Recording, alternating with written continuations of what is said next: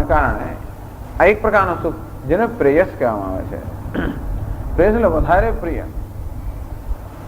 પ્રિય અને પ્રેયસ અને પ્રેષ્ઠ. પ્રેયસ એટલે વધારે પ્રિય અને બીજું શ્રેયસ જે વધારે હિતકર છે. એક પ્રિય છે અને બીજું હિતકર છે. ઘણા પ્રિય વસ્તુ હિત કરનારી હોય એવો નિયમ નથી આવતો. આમ મને ડાયાબિટીસ થયો હોય અને રસગુલ્લા મારી સામે જ હોય, પ્રિય હોય પણ હિત કરનારા ના હોય. જીવનમાં ઘણી વસ્તુ હોય છે અને અનેક બધા કેફી પીણા હોય, માદક દ્રવ્યો હોય, બધા પ્રિય જણાતા હોય પણ એ મને ખરેખર હિતકર ના હોય. આમ આપણે સમજવું કે કઈ વસ્તુ મને હિત કરનારી છે અને કઈ વસ્તુ માત્ર તાત્કાલિક સુખ આપનારી છે. પણ એકવાર આપણે પેલા માદક દ્રવ્યો કે કેફી પીણા કે જે કે હોય એની અસર નીચે આવી ગયા હોઈએ પછી એના પ્રભાવથી મુક્ત થવાનું અત્યંત કઠિન બની જાય.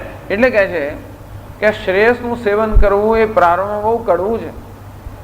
કારણ કે મનુષ્ય જન્મે ત્યારથી જ એનું મન બહિર્મુખ હોવાને કારણે વિષયોમાં સ્વાભાવિક આકર્ષણ હોય જ છે.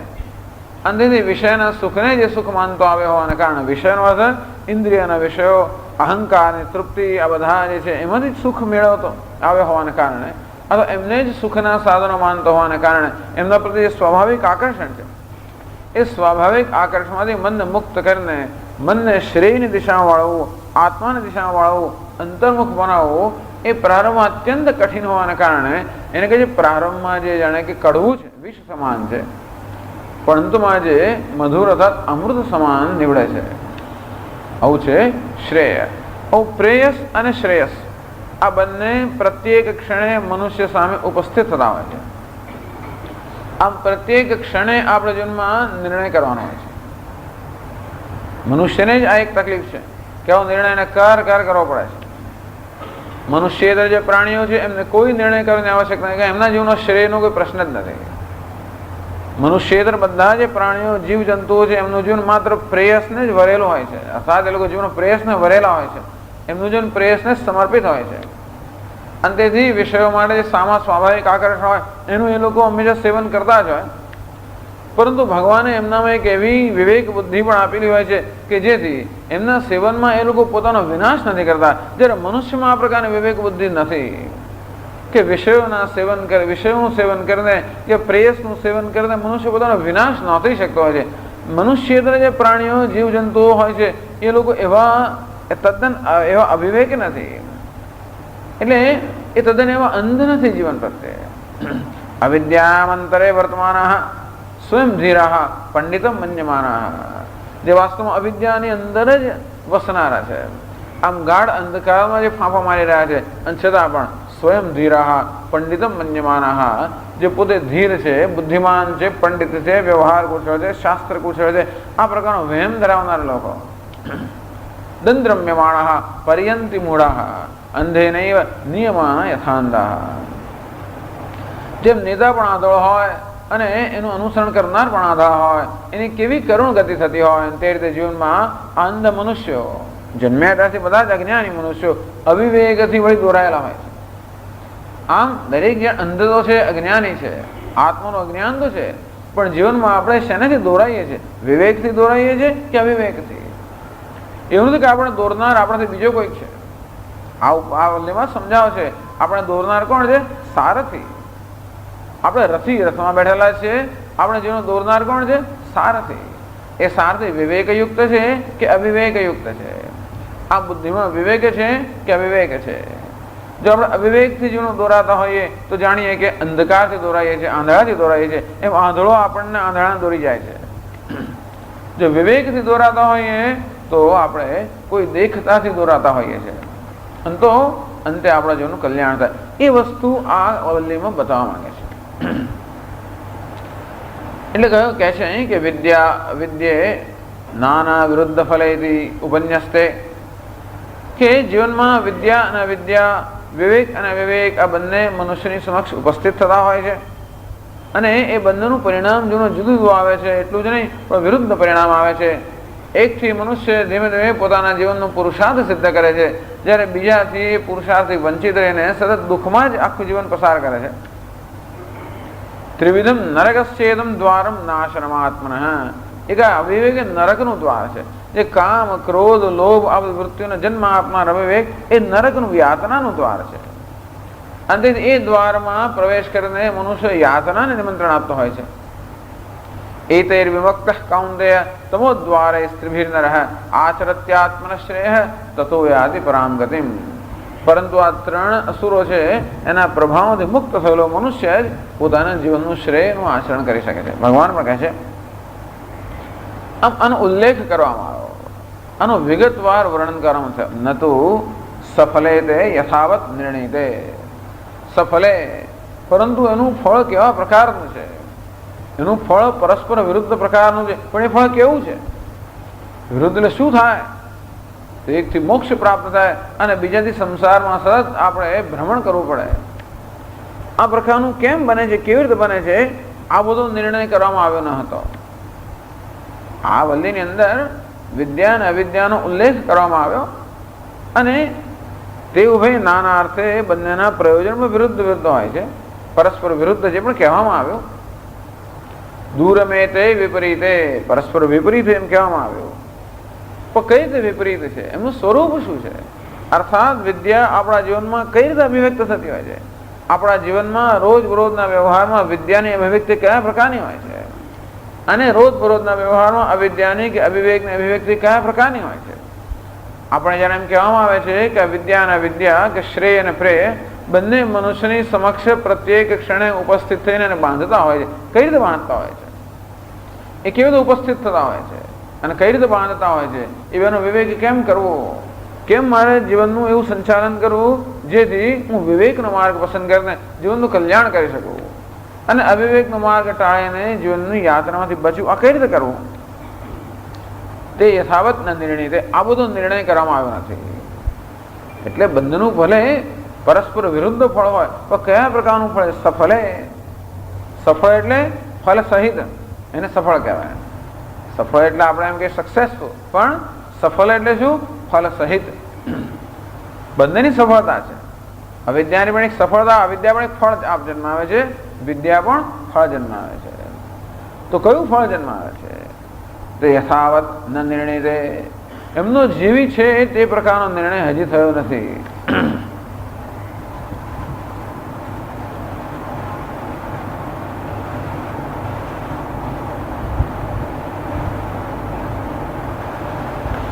તો પછી આગળ કહે છે કે સારું, એનો નિર્ણય કરવાની આવશ્યકતા છે કે વિદ્યા કોને કહેવાય, અવિદ્યા કોને કહેવાય, એનું શું ફળ મળે વગેરે. તો કેવી રીતે આ વલ્લીમાં એનો નિર્ણય થાય છે શંકરાચાર્ય સમજાવે છે. તન્નિર્ણયાર્થ રસરૂપક કલ્પના તથા તયા ચ પ્રતિપત્તિ સૌકર્યમ.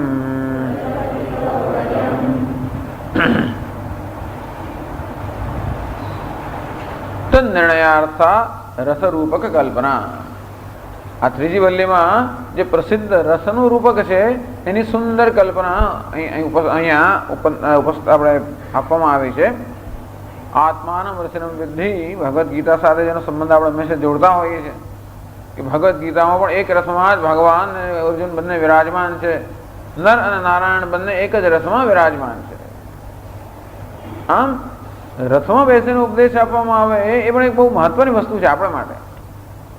કેમ? કારણ કે રથની આપણા શાસ્ત્રમાં કે સંપ્રદાયમાં રથનું એક બહુ મહત્વનું સ્થાન છે જે કઠોપનિષદમાં સમજાવવામાં આવે છે કે કેવી રીતે દેહ એક રથ છે, ઇન્દ્રિયો ઘોડાઓ છે, મન લગામના સ્થાને છે, બુદ્ધિ સારથીના સ્થાને છે, અહંકાર રથીના સ્થાને છે.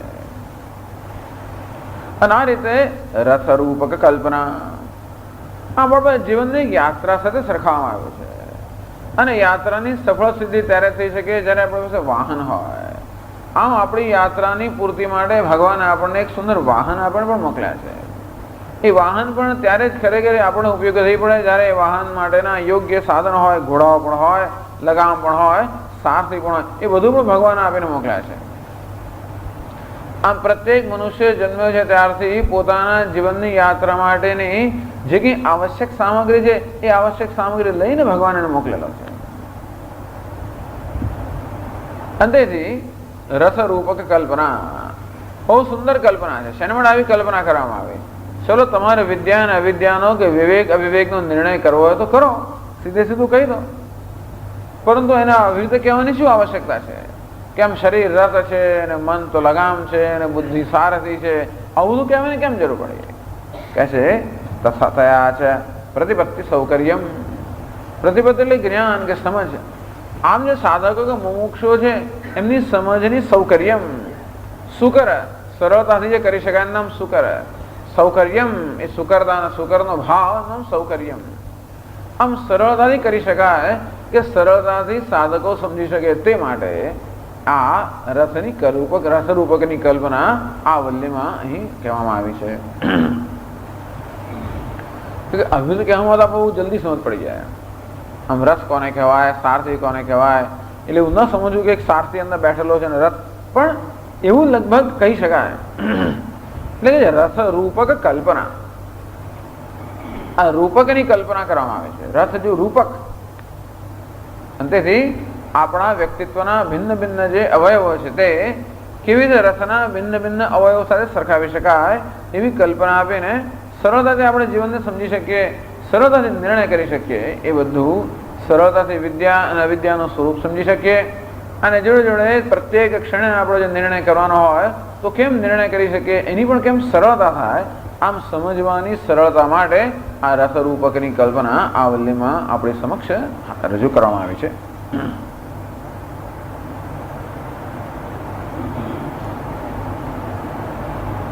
પણ હવે ભલે એ રથની કલ્પના, પણ આ પહેલો મંત્ર વળી જરા જુદા વિચિત્ર પ્રકારનો છે.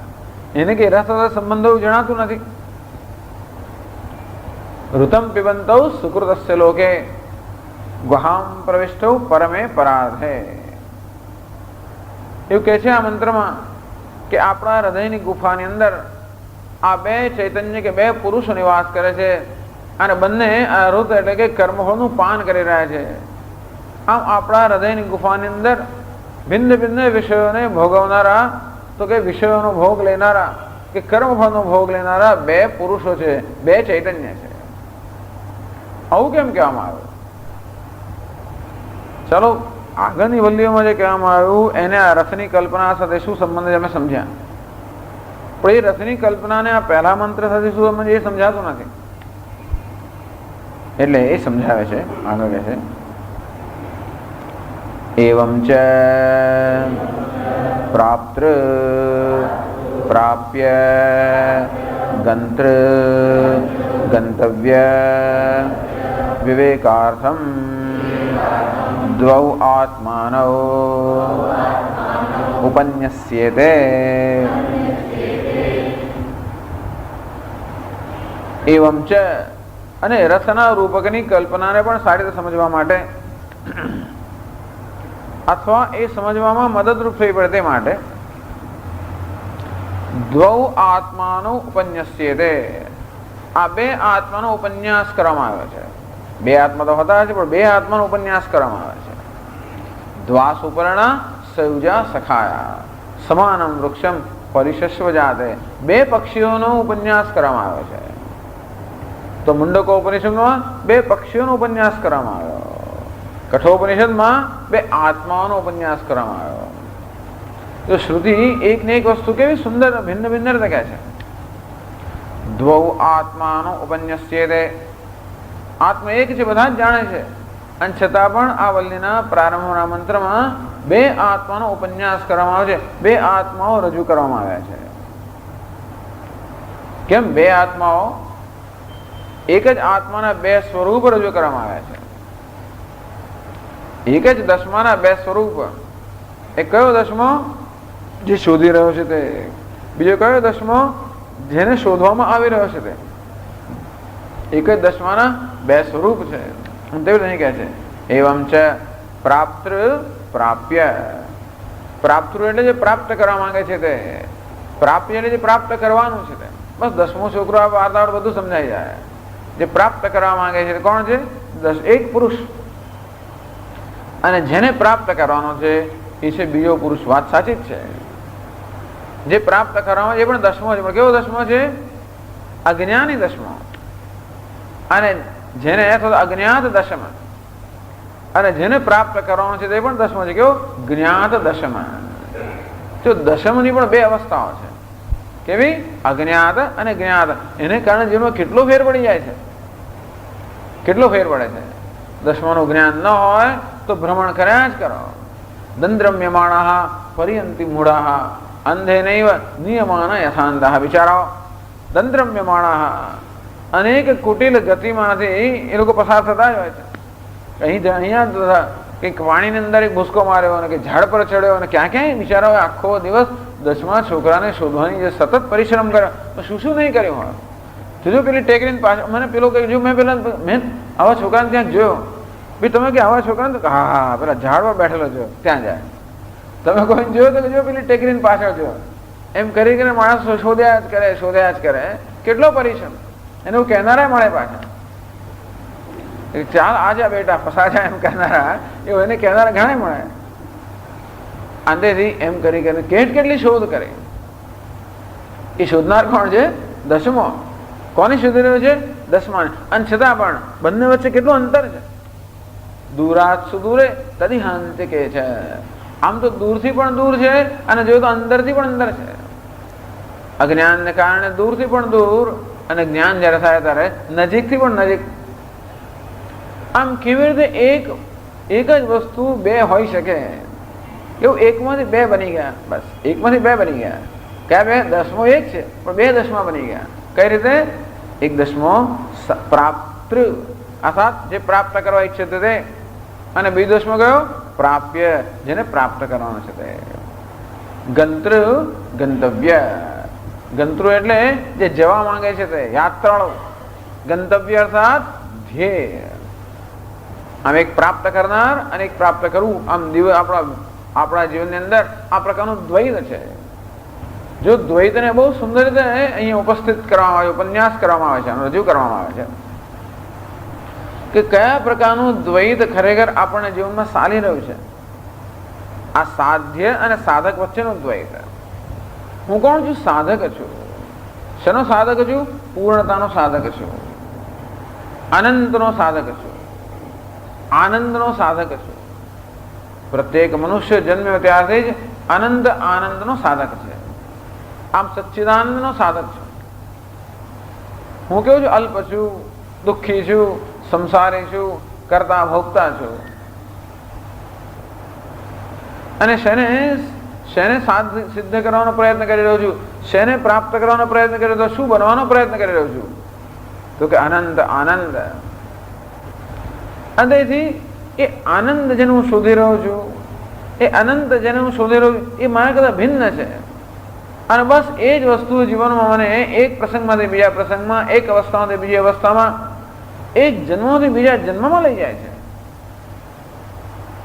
કોઈ કે સૂર્ય કેમ પૃથ્વીની આસપાસ આંટા માર્યા જ કરે છે? કેમ આંટા માર્યા કરે છે?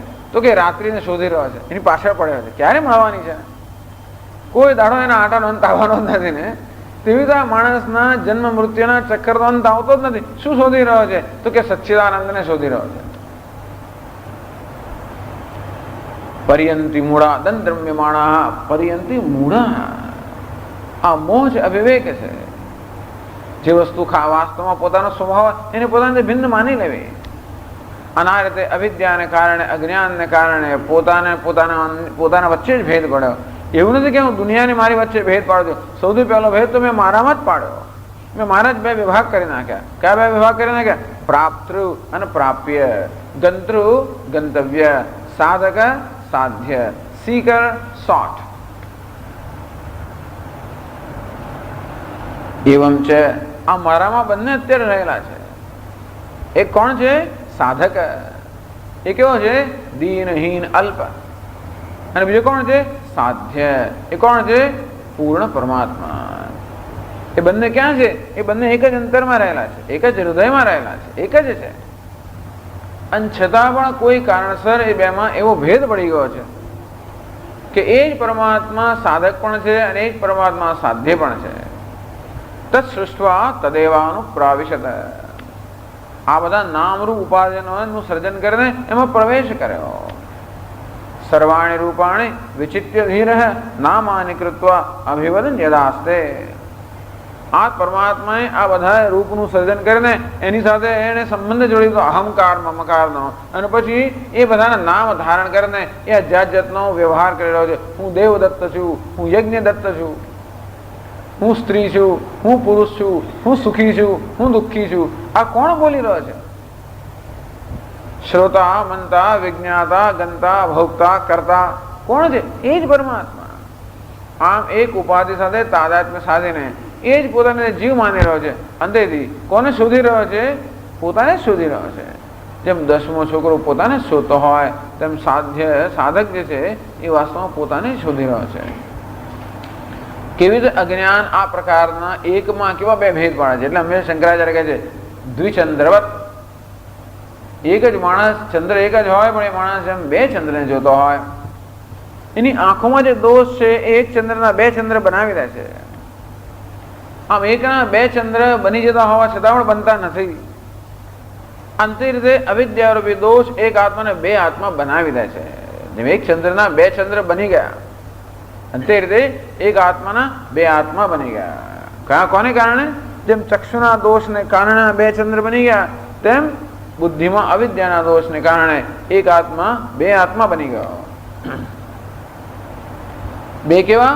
સાધક અને સાધ્ય, જીવ અને ઈશ્વર. પ્રાપ્તૃ જે પ્રાપ્ત કરવા ઈચ્છે છે તે પ્રાપ્ય, જેને પ્રાપ્ત કરવાનું છે તે. ગંતૃ જે જવા ઈચ્છે છે તે ગંતવ્ય, જ્યાં પહોંચવાનું છે તે.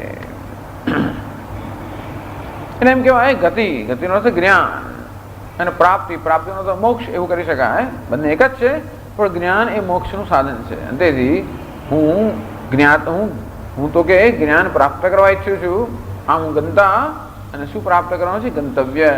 તો અહીં કહેશે કે કોણ ગંતા છે? આ રથી જે છે એ ગંતા છે. અને તદ વિષ્ણુ પરમમ પદમ, એ વિષ્ણુનું પરમ પદ છે શું છે? ગંતવ્ય છે. એટલે આ વલ્લી તો ખૂબ સરસ છે. આપણા સંસારને બહુ સુંદર રીતે વર્ણવવામાં આવ્યો છે. અને એમ કરીને કેવી રીતે સંસારને આપણે ચાલુ રાખી શકીએ, ધારીએ તો, અથવા કેમ સંસાર મુક્ત થઈ શકીએ, એ બંને માર્ગ દૂરમે તે વિપરીતે વિશુચિ. આ બંને માર્ગ કેવો પરસ્પર વિરુદ્ધ છે, એ બંને માર્ગનો ઉપન્યાસ કરવામાં આવે છે રથની કલ્પનાથી. બ્રિલિયન્ટ.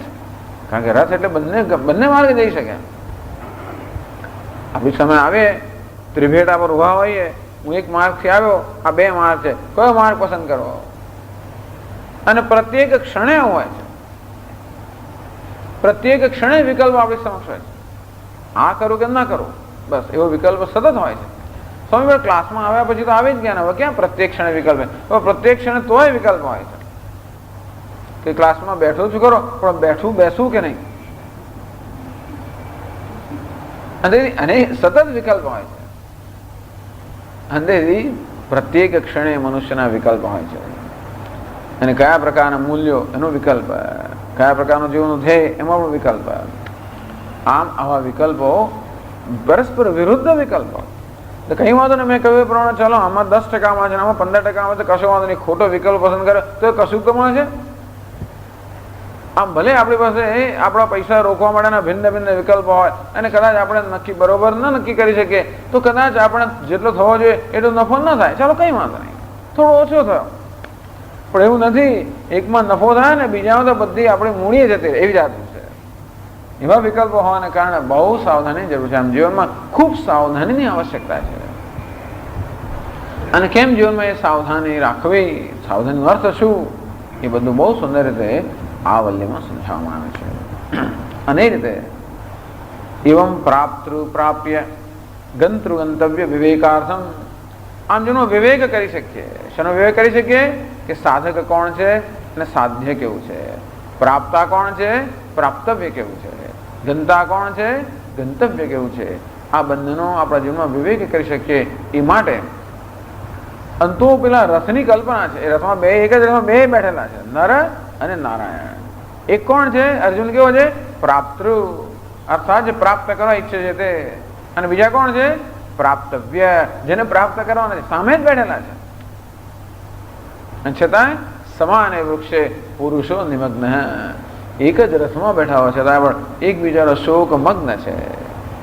અને બીજા અભિચાકશીતિ તયો અન્ય પીપલમ સ્વાદવતી અનસ્નન્યો અભ્યરસ કે અનસ્ન હું તો કઈ હાથમાં શસ્ત્ર પણ નહીં લઉં. શસ્ત્ર કોના તો પેલાના હાથમાં છે.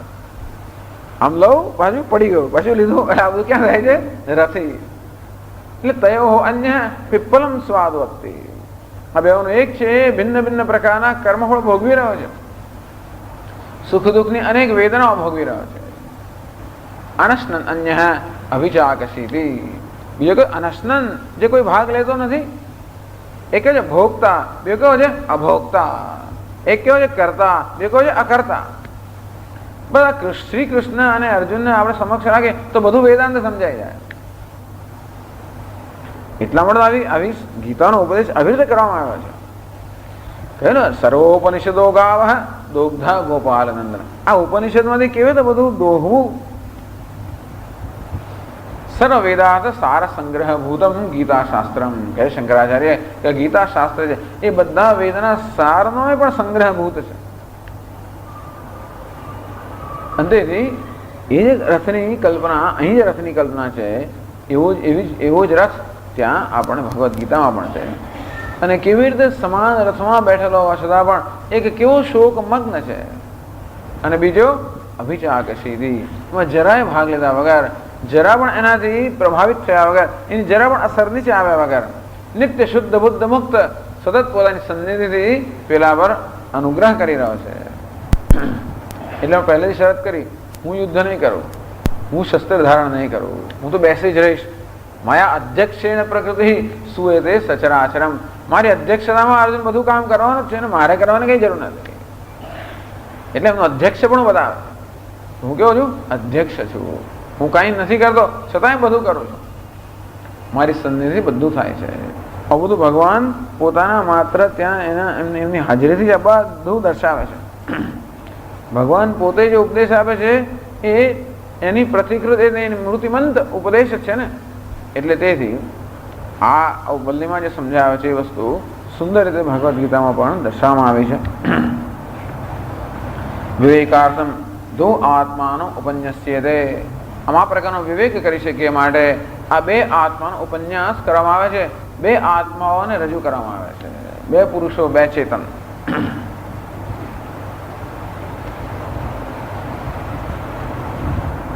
બસ હવે આપણે વલ્લીનો મંત્ર. ઋતમ પિબંતૌ સુકૃતસ્ય લોકે ગુહામ પ્રવિષ્ટૌ પરમે પરાર્ધે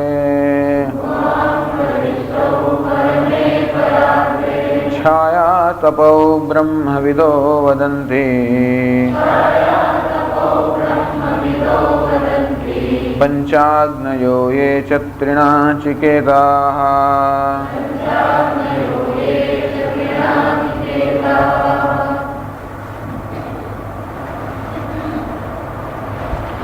ઋતમ પિબંતૌ સુકૃતસ્ય લોકે.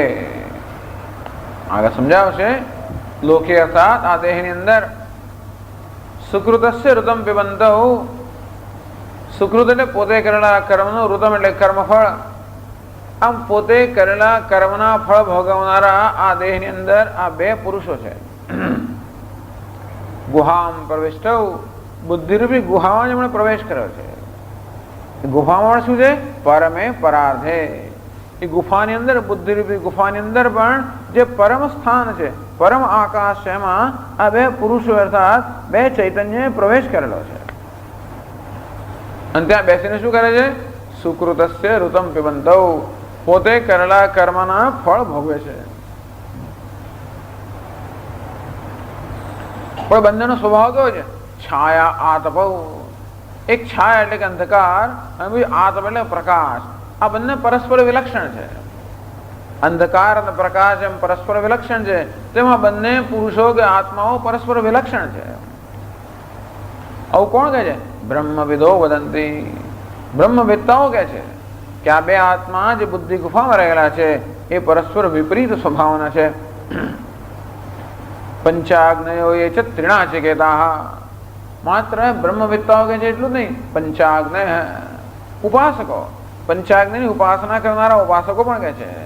એ છે ત્રિનાચિકેતા, અને નાચિકેત અગ્નિનું 3 વાર ચયન કરનારા જે કર્મનિષ્ઠ છે એ પણ કહે છે.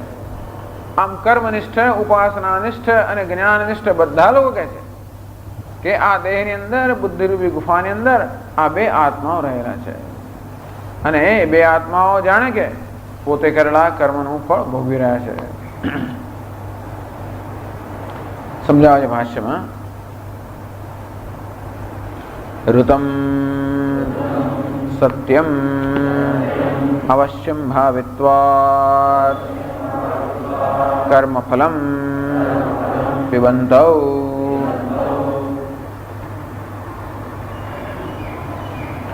ઋતમ પિબંતૌ, આમ તો ઋત શબ્દનો અર્થ શું થાય? સત્ય થાય. ઋતમ વદિષ્યામિ, સત્યમ વદિષ્યામિ.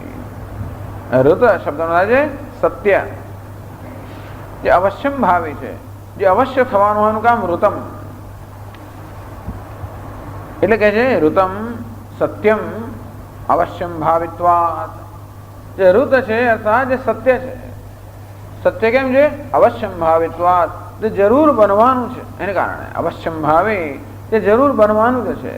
જાતસ્ય હિ ધ્રુવો મૃત્યુ, આમ જેનો જન્મ થવાનો મળે મૃત્યુ અવશ્યમ ભાવે છે. આપણે રાત છે એટલે દિવસ અવશ્ય ભાવે છે, દિવસ તો મળે રાત પણ અવશ્યમ ભાવે છે. આમાં દ્વંદ્વ, આવી વસ્તુ અવશ્ય ભાવી કે અવશ્યમ ભાવી. અંતે જ્યારે કારણ હોય ત્યારે કાર્ય પણ અવશ્યમ ભાવી છે.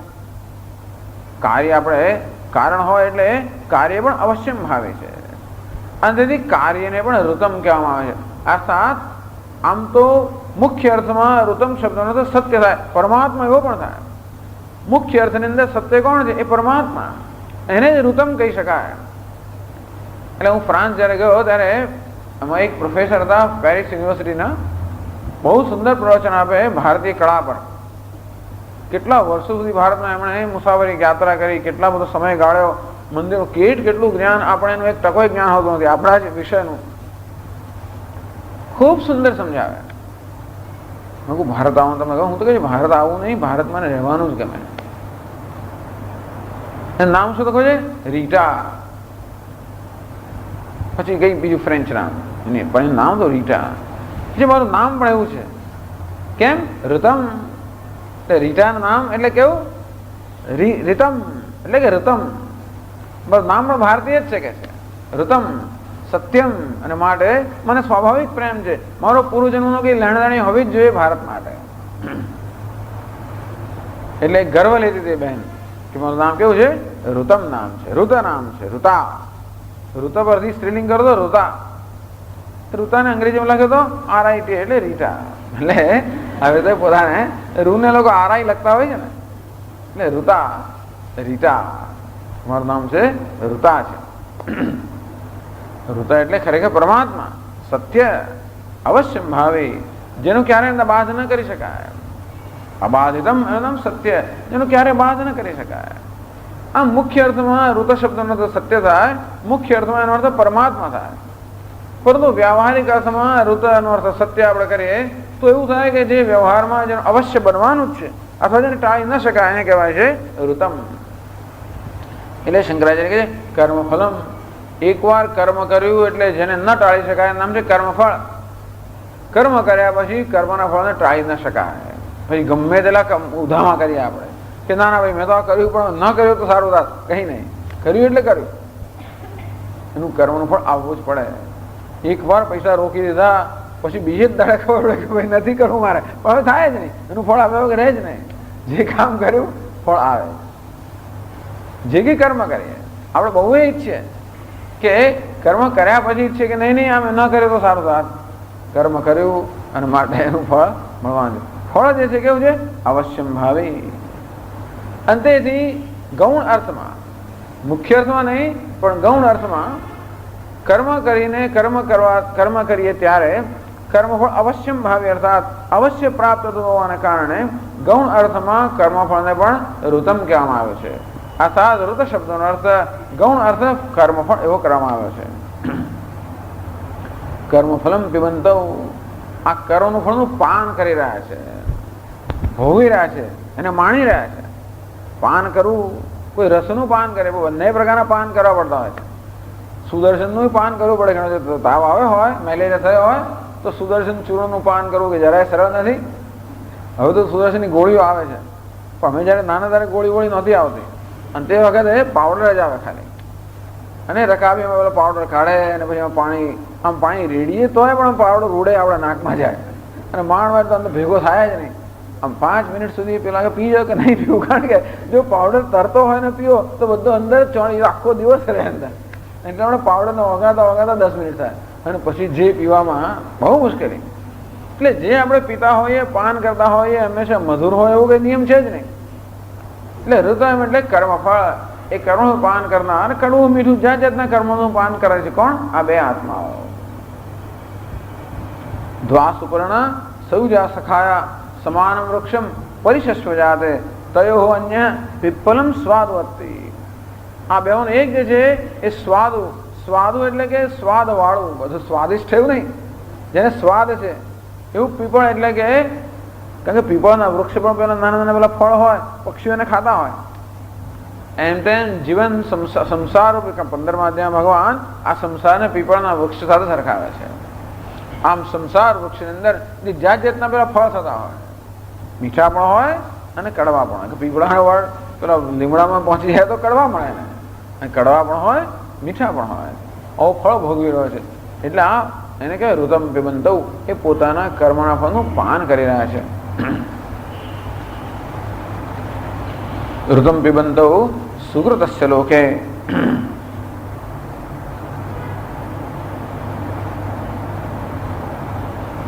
હવે તકલીફ, હવે પ્રશ્ન એ છે કે આ બે આત્માને આપ ક્યાંથી લઈ આવ્યા? જગતમાં ચેતન તો એક જ છે, બધા જાણે છે. પુરુષ અર્થાત આ દેહરૂપી પુરીમાં નિવાસ કરનાર નામ પુરુષ, અને એ તો ચેતન છે, અને ચેતન એક જ છે. આ દેહમાં તો એક ચેતન, જેમાં કોઈ શંકા જ નથી. કદાચ હજી આપણને એ ન સ્પષ્ટ થયું હોય કે બધામાં રહેલો ચેતન એક છે, એવું ધારો કે હજી આપણને ખ્યાલ ના આવ્યો હોય તો પણ આ દેહમાં તો એક જ ચેતન છે, એમાં કોઈને શંકા નથી. દેહના જો બે સ્વામી હોય તો સખત ઝઘડો થાય. એક જ જગ્યાએ બે સ્વામી જો હોય તો ખલાસ. આ સ્ત્રી હોય પતિપણાનો સ્વામી અને સાસુ પણ સ્વામી, તકલીફ થઈ ગઈ. બે સ્વામી આવ્યા એટલે ખલાસ. ક્યાંય પણ મેળ હોય, બેમાં કોઈ દિવસ પૂરેપૂરો મેળ તો હોય જ નહીં. બે એટલે જુદા જ હોય, પૂરેપૂરો મેળ તો હોય જ નહીં. એટલે દેહની અંદર બે ચેતન જો હોત, બે સ્વામી જો હોત તો ખલાસ. એક ક્ષણ, એ તો કહે છે 2 મિનિટ પણ આ દેહ ટકી ના કરે. એક જણ કે મારે આગળ જવું છે, બીજો કે મારે પાછળ જવું છે, કહે છે. બે ભેગા થયા એટલે આવું થવાનું. અને આ બિચારા દેહને આ બે વડે જો ખરેખર નિયંત્રિત થવાનું હોય તો થોડીક મિનિટની અંદર જ એ ખલાસ થઈ જાય. અને એવું થતું જ દુનિયામાં લોકોનું. પરસ્પર વિરુદ્ધ પરિબળોથી માણસો ખેંચાતા જ હોય છે. પણ આપણા દેહની અંદર એક સંવાદિત વ્યવહાર ચાલી રહ્યો છે. એ જ બતાવે છે કે દેહના સ્વામી એક જ છે. એ બધું આ ઉપનિષદમાં બહુ સુંદર સમજાવે છે. આ કઠોપનિષદમાં એવી સુંદર સુંદર રૂપકો આપેલા છે. હવે દરેકે દરેક વલ્યનો પ્રારંભ સુંદર રૂપકથી થતો હોય છે. પણ બધા લોકો જાણે છે કે દેહમાં આત્મા તો એક જ છે, દેહમાં ચેતન તો એક જ છે. એ ચેતન ક્યાં છે? જરૂર હૃદયરૂપી ગુફામાં છે, પણ ચેતન તો એક જ છે. અને કેમ ઉપનિષદ કહે છે કે આ દેહની અંદર, લોકનો અર્થ દેહ કરે છે, આ દેહની અંદર બે ચેતન જે છે, બે આત્મા છે, અને કર્મના ફળ ભોગવી રહ્યા છે. એ બે આત્મા કેમ કહે છે?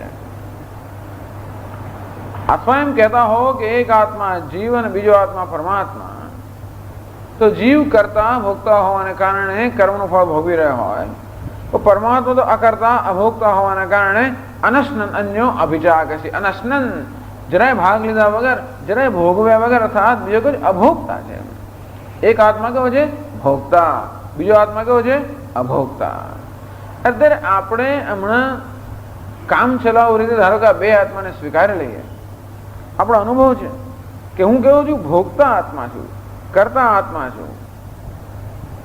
અને જેને પ્રાપ્ત કરવાનો છે આત્મા કેવો છે? પરમાત્મા અભોગતા અકર્તા.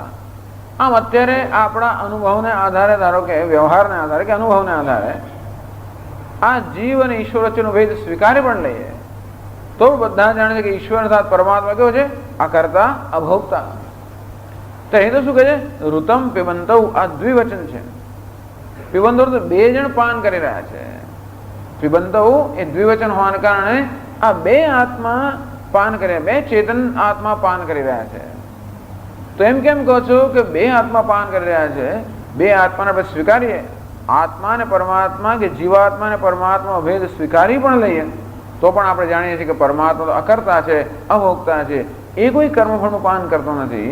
તો કેમ આ રીતે બે આત્માનો ઉપન્યાસ કરવામાં આવે છે અથવા બંનેને કર્મફળના ભોગતા કેમ કહેવામાં આવે છે? તો શંકરાચાર્ય સમજાવે છે, એકસ્તત્ર કર્મફલમ પિબતિ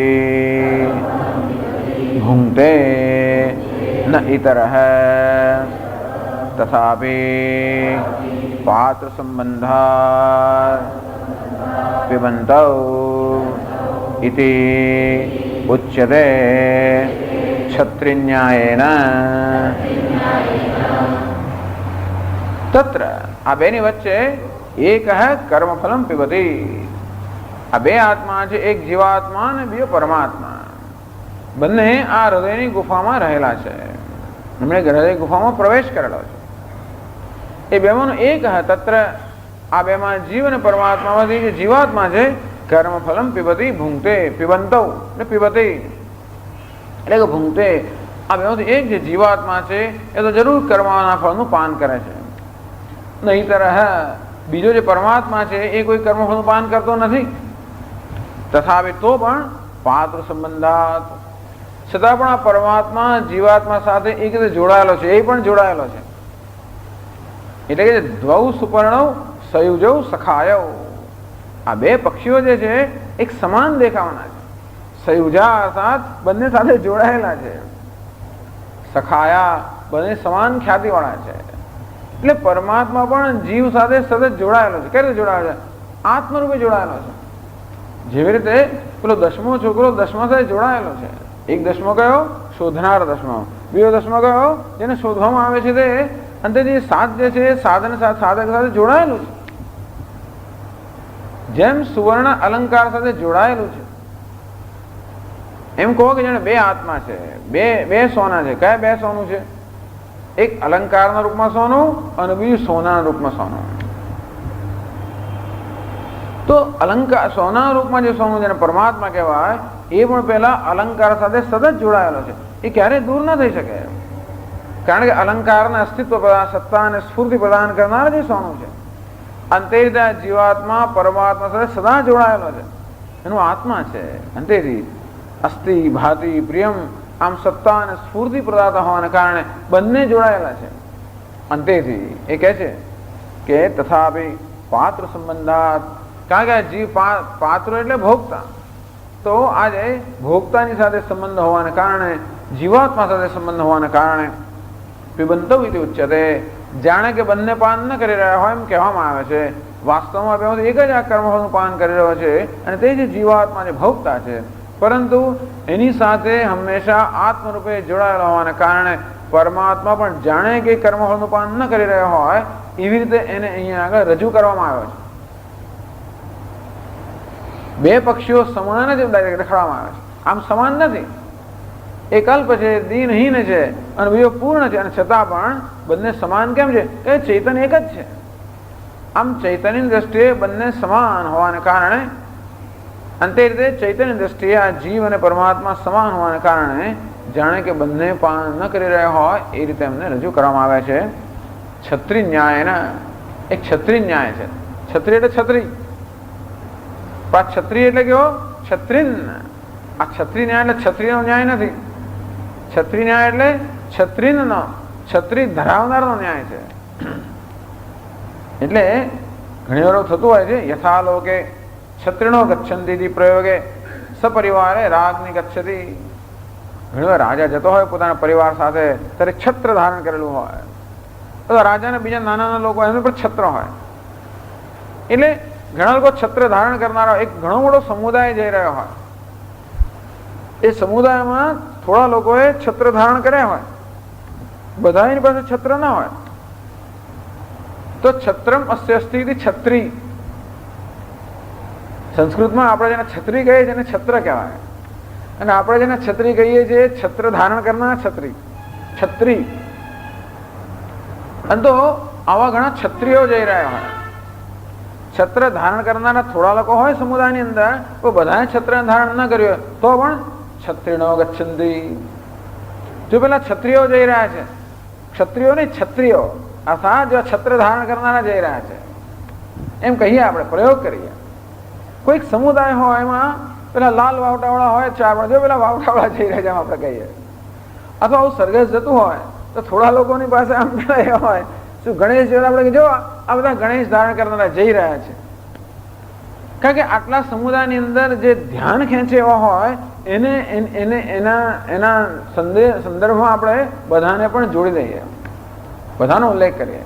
અને તેથી આ સમુદાયની અંદર છત્ર ધારણ કરનારા થોડાક જઈ રહ્યા હોવાને કારણે આપણે કે ક્ષત્રિયો ગચ્છન્તિ, જો બધા છત્ર ધારણ કરનારા જઈ રહ્યા છે. તો ભલે આપણે કહેતા હોઈએ સપરિવારે રાગની ગચ્છતિ, ખરેખર રાજા પોતાના પરિવાર સાથે જઈ રહ્યો છે. છત્રી અછત્રી સમુદાય છત્રી શબ્દ વર્તતે. ખરેખર છત્ર ધારણ કરનારા પણ છે અને છત્ર ન ધારણ કરનારા પણ એક સમુદાયમાં જઈ રહ્યા છે. પણ બધા જાણે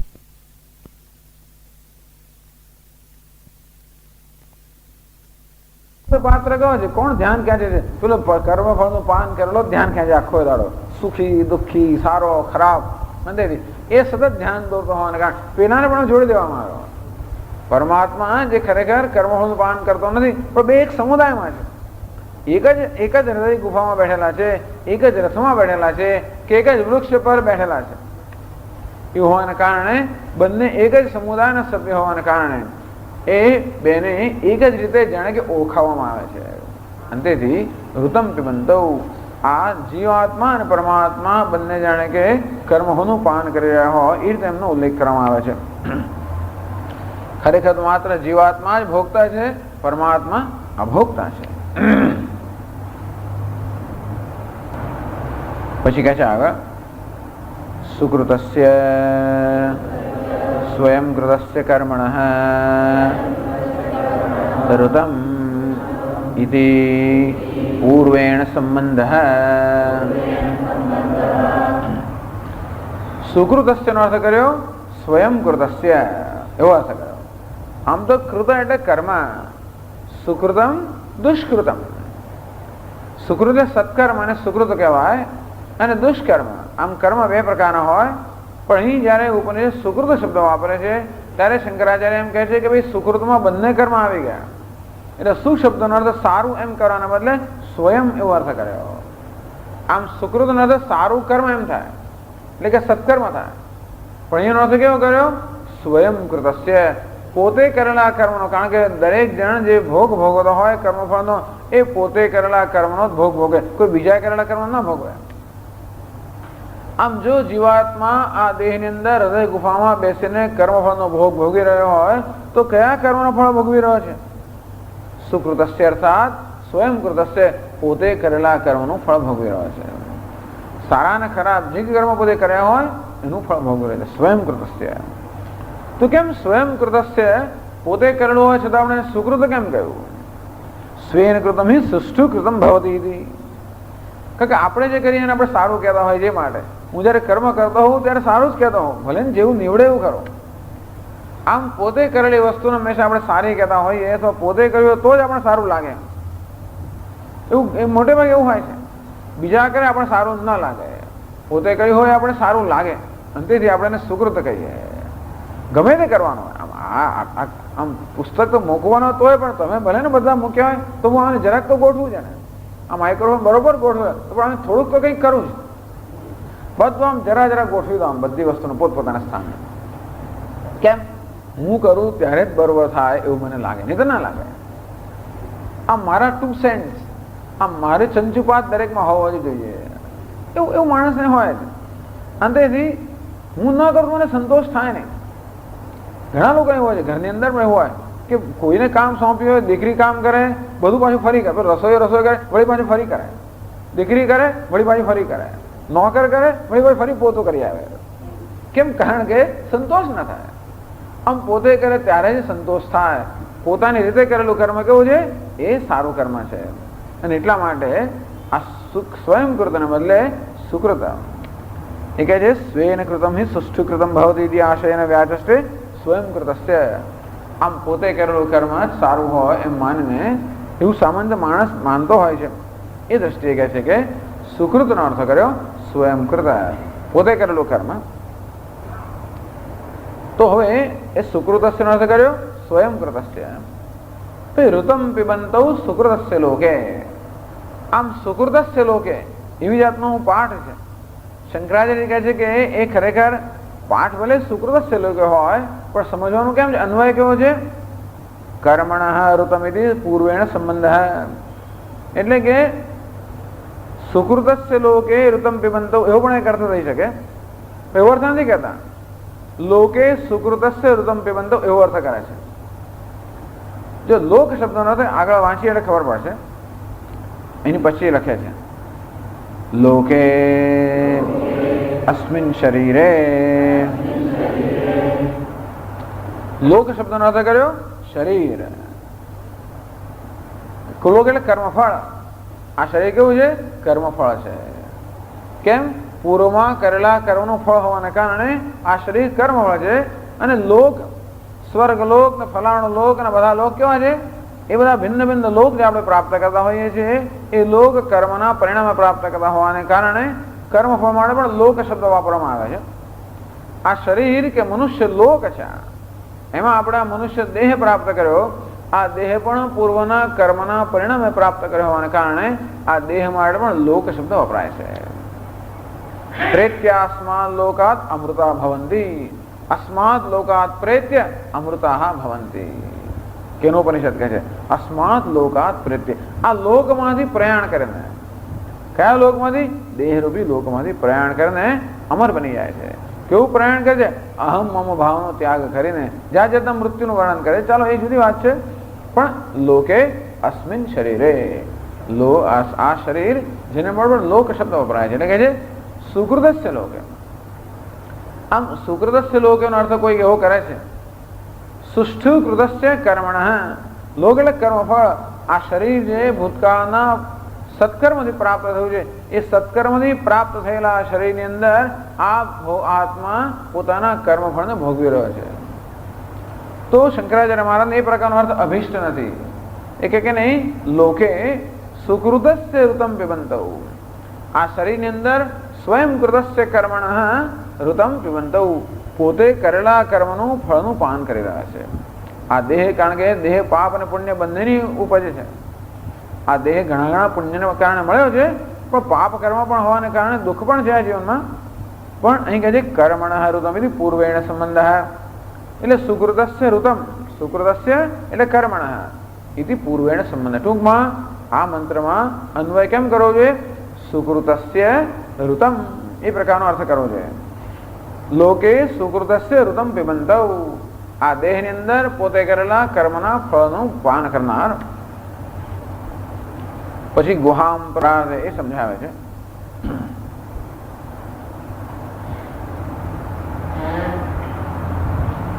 ગુહામ ગુહાયા બુદ્ધૌ પ્રવિષ્ટૌ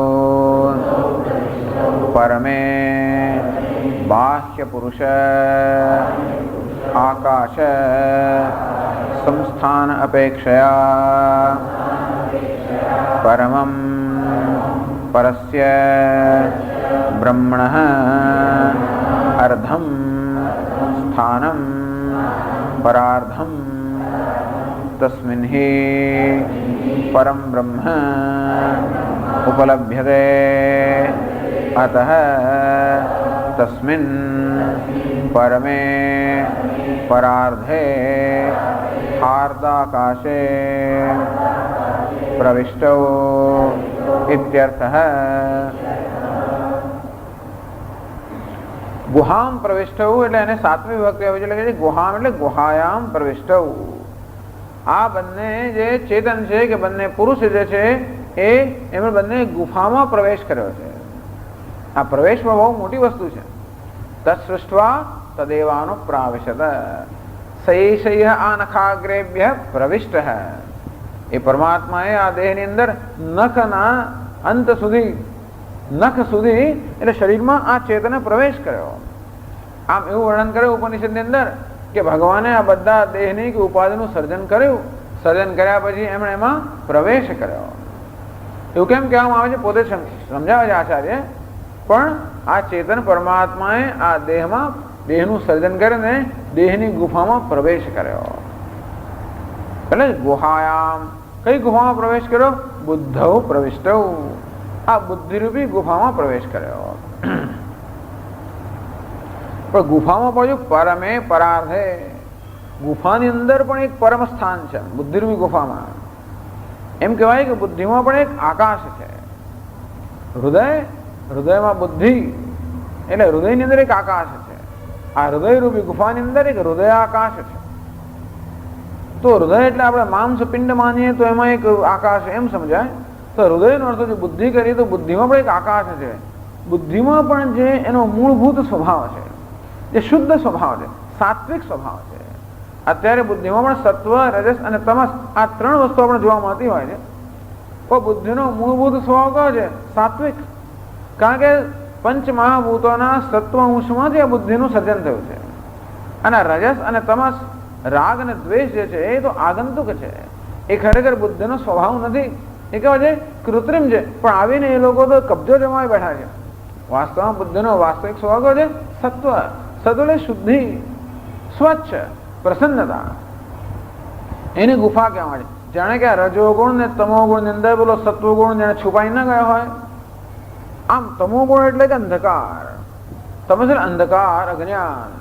આ બુદ્ધિમાં અત્યારે રજસ, તમસ અને સત્વ. રજસ એટલે સત્વ એટલે પ્રકાશ, તમસ એટલે અંધકાર અને રજસ એટલે ખૂબ પ્રવૃત્તિ, વિપરીત ભાવના. આમ આવી વિપરીત ભાવના અને અજ્ઞાન એટલે આવરણ અને વિક્ષેપની અંદર તમસ અને રજસ ની અંદર પેલું સત્વ કે જ્ઞાન જાણે કે છુપાઈ ન ગયું હોય, માટે એને ગુફા કહેવામાં આવે છે. ગુફા કોને કહેવાય છે? અંધકાર હોય, જે વસ્તુ રહેલી હોય તે દેખાય નહીં. અંતે રીતે અજ્ઞાન રૂપે અંધકાર હોવાને કારણે આજે સત્વ જે છે એ પણ દેખાતું નથી. પરમાત્મા ક્યાં નિવાસ કરી રહ્યો છે? પેલા સત્વમાં નિવાસ કરી રહ્યો છે. તે જ પ્રતિબિંબિત કરે છે. સત્વ એટલે જે શુદ્ધ તત્વ છે, તે શુદ્ધ દ્રવ્ય છે. આજે શુદ્ધ દ્રવ્ય હોય એ જ હંમેશા વસ્તુને પ્રતિબિંબિત કરી શકે. જળ પણ જયારે શુદ્ધ હોય, કોઈ પ્રકારની એની અંદર જયારે કોઈ પ્રકારનો કચરો કે મળ ન હોય, એવું કોઈ વિક્ષેપ ન હોય, ત્યારે મારો ચહેરામાં સ્પષ્ટ દેખાય. અરીસો પણ સ્વચ્છ હોય. આમ સ્વચ્છ દ્રવ્યનો સ્વભાવ છે કે પોતાની પાસે જે વસ્તુ હોય, સામે રહેલી હોય, સમક્ષ હોય, એને પ્રતિબિંબિત કરે. રજસ ને તમસ પ્રતિબિંબિત ના કરે, પણ જે સત્વ છે એ જ પ્રતિબિંબિત કરે. અંતેથી જે સત્વ અંતઃકરણ છે, શુદ્ધ અંતઃકરણ છે, એ આ પરમાત્માને પ્રતિબિંબિત કરે છે. એટલે એમ કહેવાય કે પરમાત્માએ આ શુદ્ધ અંતઃકરણ રૂપી ગુફામાં પ્રવેશ કર્યો. જેમ અરીસો મારા ચહેરાને પ્રતિબિંબિત કરતો હોય તો એમ કહેવાય કે મેં અરીસામાં પ્રવેશ કર્યો, એમ કહેવાય ને.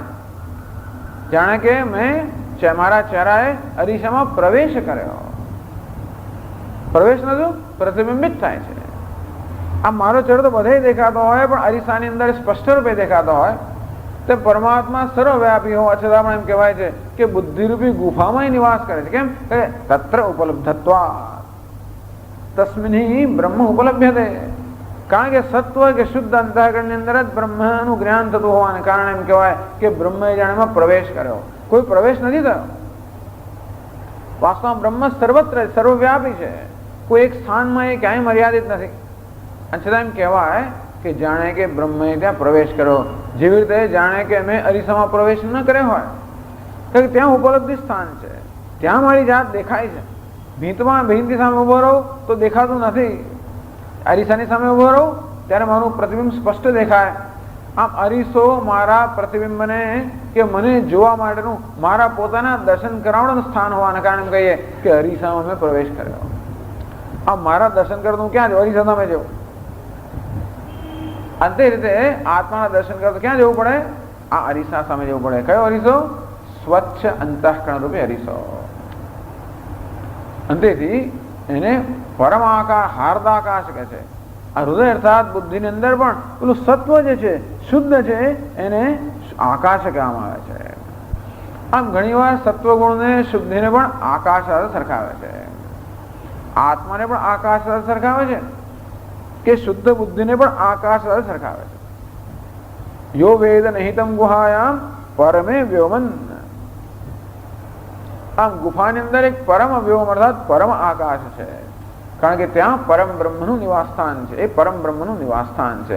પરમાત્મા ત્યાં નિવાસ કરતો હોવાને કારણે એને પરમ આકાશ કહ્યું છે. એટલે કહે છે કે પરમે પરાર્ધે. પેલા પરાર્ધ શબ્દ નથી તો પરાર્ધ, પર અને અર્ધ બે શબ્દો મળે પરાર્ધ શબ્દ બન્યો. અર્ધ શબ્દનો થાય છે સ્થાન. અડધું એવું થાય જુદી વાત છે, પણ અર્ધ શબ્દનો થાય છે સ્થાન. શંકા છે કે છે પરાર્ધમ શબ્દને સમજ પરસ્ય બ્રહ્મણ અર્ધમ સ્થાનમ પરાર્ધમ. પરસ્ય અર્ધમ પરાર્ધમ. પરનું અર્ધ છે. પર એટલે કોણ? જે પર છે, જે પરમ બ્રહ્મ છે, જે પરમાત્મા છે. એ પરમાત્માનું અર્ધ અર્થાત સ્થાન, જે પરમાત્માનું સ્થાન છે એને કહે છે પરાર્ધ. સ્થાન કઈ રીતે કહેવાય? તસ્મિન હિ પરમ બ્રહ્મ ઉપલબ્ધ્યતે. કારણ કે જ્યારે આપણું અંતઃકરણ રાગ અને દ્વેષથી મલિન થયું હોય ત્યારે આપણને પરમાત્માના દર્શન થતા નથી. ત્યારે હું પરમાત્મા છું એવું મને ક્યારેય જ્ઞાન થઈ જ ન શકે. પરંતુ અંતઃકરણ જયારે સાત્વિક બને, શુદ્ધ બને, ત્યારે એવા અંતઃકરણમાં હું પરમાત્મા છું એવું જ્ઞાન થાય. અંતેથી એવા શુદ્ધ અંતઃકરણની અંદર જ પરમાત્માના દર્શન થતા હોવાને કારણે એ શુદ્ધ અંતઃકરણને પરાર્ધ, પરાર્ધ પરમાત્માનું અર્ધ, પરમાત્માનું સ્થાન એ કહેવામાં કહ્યું છે. એ કેવું સ્થાન છે? પરમ સ્થાન છે.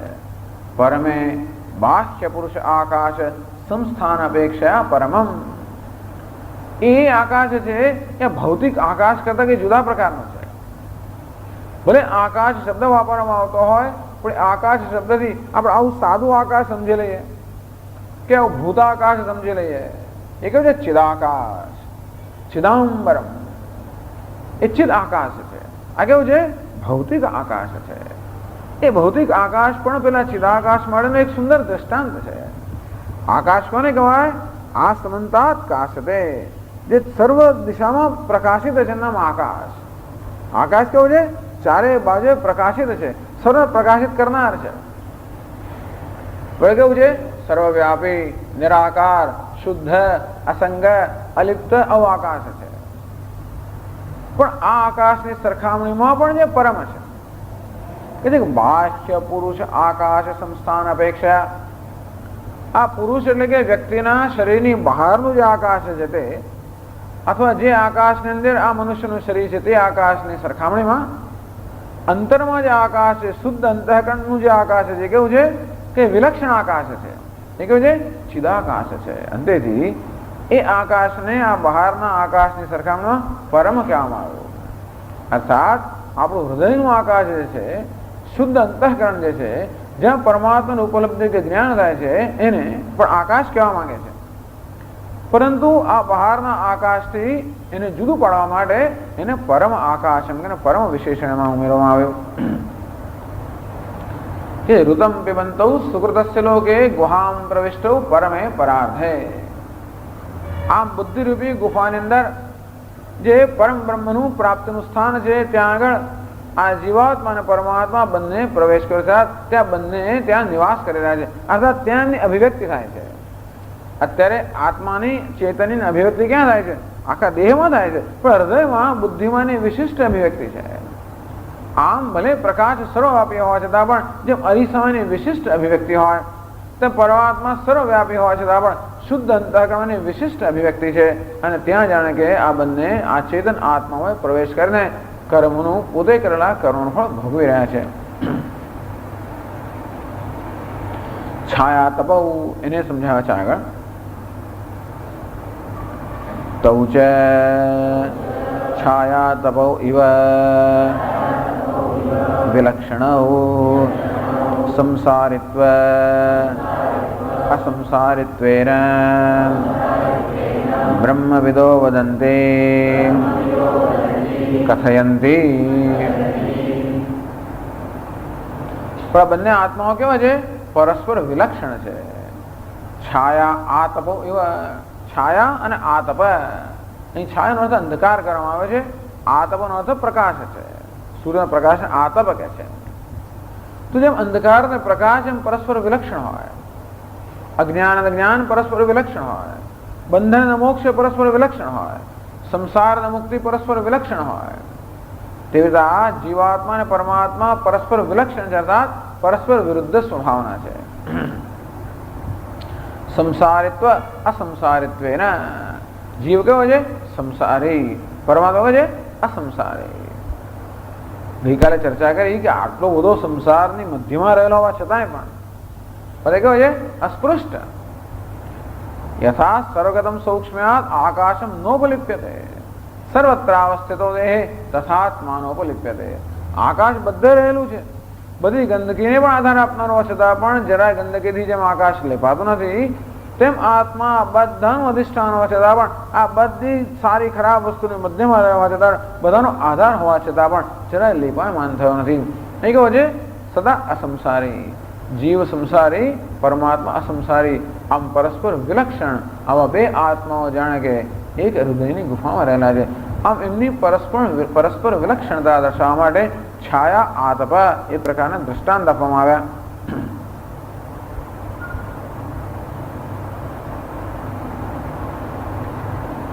इति ब्रह्मविदो वदन्ति कथयन्ति. ब्रह्मविद ब्रह्मविद ब्रह्मवेत्ति इति ब्रह्मविद. આમ બ્રહ્મના વેદતાઓ કે બ્રહ્મવેદતાઓ છે એ લોકો આવું કહે છે. એ જ સાચું કહી શકે. એક કેવો છે? આ સંસારી. બે કેવો છે? સંસારી. આવું બ્રહ્મવેદતાઓ કહે છે. પછી આગળ કહે છે ન કેવલમ અકર્મિણ એવ વદન્તે પંચાગ્નયઃ ગૃહસ્થાઃ ये च त्रिणाचिकेताः त्रिः कृत्वः नाचिकेतः अग्निः चितः यैः ते त्रिणाचिकेताः न केवलम अकर्मिणः एव वदन्ति. એવું નથી કે બ્રહ્મવેત્તા એટલે જેમણે સર્વ સંન્યાસીઓ અર્થાત જે કંઈ કર્મ કરતા નથી, જે સર્વકર્મનો ત્યાગ કર્યો છે. આમ સર્વકર્મનો ત્યાગ કરનારા બ્રહ્મવેત્તા સંન્યાસીઓ જ આવું કહે છે કે આ ગુફાની અંદર જીવ અને ઈશ્વર, જીવ અને પરમાત્મા બે રહેલા છે, એક સંસારી બીજો અસંસારી છે. એવું માત્ર બ્રહ્મવેત્તાઓ એટલે કર્મ સંન્યાસીઓ, કર્મ ન કરનારા કહે છે એટલું જ નહીં, પરંતુ કર્મ કરનારા પણ એમ જ કહે છે. પંચાગ્નય, પાંચ અગ્નિનું સેવન કરનારા કે પાંચ અગ્નિની ઉપાસના કરનારા જે છે એ ગ્રહસ્થ લોકો પણ કહે છે. પાંચ અગ્નિ છે. ગાર્હપત્ય, આનંદ કહે છે ગાર્હપત્ય, દક્ષિણાગ્નિ, આહવનીય, સભ્ય, આવસખ્યશ્ચ ઇતિ. ત્યાં લખ્યું છે નીચે બીજી લાઈનમાં પાંચ અગ્નિ. જૂના જમાનાની અંદર લોકો જ્યારે અગ્નિની આરાધના કરતા હતા ત્યારે ઘણીવાર ઘરમાં પાંચ અગ્નિ હોય. ગાર્હપત્ય અગ્નિ, ગૃહપતિનો અગ્નિ, દક્ષિણાગ્નિ દક્ષિણ દિશામાં જે હોય તે, આહવનીય જેમાં આહુતિ આપવામાં આવતી હોય છે, સભ્ય, આવસત્ય, ભિન્ન ભિન્ન પ્રસંગે પાંચે પાંચ અગ્નિ ખરેખર એ ત્યાં પ્રજ્વલિત રાખવામાં ના આવે, એક જ અગ્નિ પ્રજ્વલિત રાખવામાં આવે. ગાર્હપત્ય ગૃહપતિ જે છે એ અગ્નિને હંમેશા પ્રજ્વલિત રાખવામાં આવે, એક અગ્નિનું હંમેશા સેવન કરવામાં આવે. દરરોજ જ્યારે અગ્નિહોત્ર કર્મ કરવામાં આવે ત્યારે આ નાનકડા અગ્નિકુંડમાંથી અંગારો લઈ જઈને પેલો આહવની અગ્નિ છે એને પણ રોજ પછી ચેતવવામાં આવે. એટલા જ પૂરતો એમાં આહુતિ અપાઈ જાય, એ ઓલવાઈ જાય. પેલો જે ગાર્હપત્ય અગ્નિ છે એમાં આહુતિ ના આપે, પણ હંમેશા એને ચેતતો રાખવામાં આવે. ભડભડ પડે નહીં, પણ અંગાર હંમેશા રાખવામાં જ આવે, એટલે ક્યારેય પણ અગ્નિ ઓલવાઈ ન જાય. એટલે આ ઉપનિષદમાં જ કહે છે જે રીતે યોગીઓ હંમેશા આ અગ્નિનું ધ્યાન કરતા હોય છે.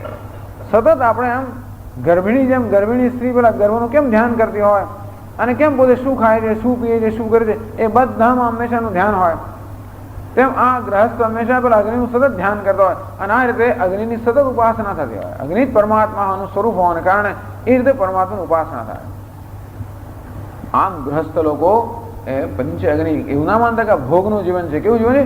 યોગનું જીવન છે. પંચ અગ્નિનું, પાંચ અગ્નિનું, અથવા તો કહે છે આનંદગીરી દીવ પર્જન્ય પૃથ્વી પુરુષ યોષિત્સુ અગ્નિદૃષ્ટિમ્ય કુર્વતે અગ્નિહોત્રાદિ કારિણ તેવા પંચાગ્ન ઇત્યર્થ. અથવા તો છાંદોગ્ય ઉપનિષદમાં અને બીજે આવી પંચાગ્નિ ઉપાસના. ક્યાંક જે ગ્રહસ્થ લોકો હોય એ આ 5 ખરેખર અગ્નિની ઉપાસના કરે. પણ જે લોકો વાનપ્રસ્થ થઈ ગયા, જે લોકો નિવૃત્ત થઈ ગયા, જે લોકો હવે અરણ્યમાં રહેતા હોય, એ લોકો પેલા અગ્નિની પ્રજ્વલિત ના કરે, એ લોકો માનસિક રીતે કરે. એટલે કે જે ગ્રહસ્થ જે ખરેખર કર્મ કરતો હોય એ જ બધી વસ્તુઓ મનથી હવે કરે. એને કહેવાય છે ધ્યાન, એને કહે છે ઉપાસના. એટલે આ જે વાનપ્રસ્થાશ્રમમાં હવે મુખ્યત્વે માનસ ઉપાસના કરવામાં આવે. એટલે એ લોકોમાં 5 અગ્નિની કલ્પના કરે અને 5 અગ્નિમાં આહુતિ આપે. દ્યુ સ્વર્ગ, પર્જન્ય એટલે કે વેગ વૃષ્ટિ, પૃથ્વી, પુરુષ એટલે પુરુષ, યોષ એટલે સ્ત્રી, આમ 5 અગ્નિ છે. આહુતિ પહેલા અગ્નિ એક સ્વર્ગ બની ગયો, એની આહુતિને કારણે વૃષ્ટિ ઉત્પન્ન થઈ. એ વળી પૃથ્વીમાં આહુતિ આપે એટલે ઔષધિ ઉત્પન્ન થાય, વનસ્પતિ ઉત્પન્ન થાય. એની આહુતિ આપે એટલે વીર્ય ઉત્પન્ન થાય. એની આહુતિ આપવામાં આવે એટલે પ્રજા ઉત્પન્ન થાય. આ કરીને આ પંચાગ્નિ જે છે એવું ધ્યાન કરનારા હોય એને પણ પંચાગ્નિ કહેવામાં આવે. આ 7 જે ગૃહસ્થ લોકો હોય, જે 5 અગ્નિનું સેવન કરતા હોય, કે જે ઉપાસકો હોય, જે આ રીતે 5 માનસ અગ્નિનું સેવન કરતા હોય, એ લોકો પણ આ જ કહે છે. ये च त्रिणाचिकेताः त्रिः कृत्वा नाचिकेतः, જેનો આગળ આવી ગયું કે ત્રિનાચિકેતઃ ત્રિભિરેત્ય સંધિમ, જે 3 વાર નાચિકેત અગ્નિનું ચયન કરે છે અને જોડે જોડે ત્રિભિરેત્ય સંધિમ 3 સાથેનો સંબંધ જે ધરાવે છે એ ખરેખર આ જન્મ અને મૃત્યુથી મુક્ત થઈ જાય છે એવું આગળ જે કહેવામાં આવ્યું હતું એનો ઉલ્લેખ કરીને કહે છે કે આ નાચિકેત અગ્નિનું 3 વાર જે લોકો ચયન કરે છે એ લોકો પણ આ જ કહે છે. અર્થાત બધા લોકો કહે છે, બધા લોકો કહે છે કે આ પ્રકારના 2 આત્માઓ છે. ભલે બધાના આત્માની કલ્પના જુદી જુદી હોય, પણ આ 2 આત્મા છે બધા જ કહે છે. બ્રહ્મવેત્તાઓ પણ કહે છે અને કર્મનિષ્ઠ લોકો પણ કહે છે. ઓમ પૂર્ણમદ પૂર્ણમિદમ પૂર્ણાત પૂર્ણમુદચ્યતે પૂર્ણસ્ય પૂર્ણમાદાય પૂર્ણમેવાવશિષ્યતે. ઓમ શાંતિ શાંતિ શાંતિ. શંકરં શંકરાચાર્યં કેશવં બાદરાયણં સૂત્રભાષ્યકૃતૌ વંદે ભગવन्तૌ પુનઃ પુનઃ. ઈશ્વરો ગુરુરાત્મેતિ મૂર્તિભેદવિભાગિને વ્યોમવદ્વ્યાપ્તદેહાય દક્ષિણામૂર્તયે નમઃ. ઓમ શાંતિ શાંતિ શાંતિ. હરિ ઓમ શ્રી ગુરુભ્યો નમઃ. હરિ ઓમ.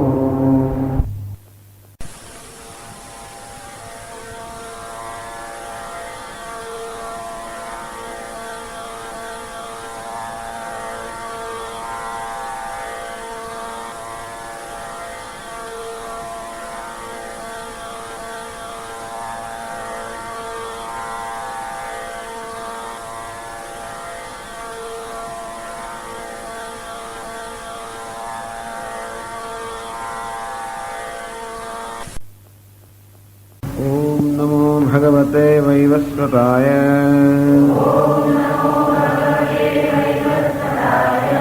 मृत्यवे ब्रह्मविद्याचार्याय नचिकेतसे च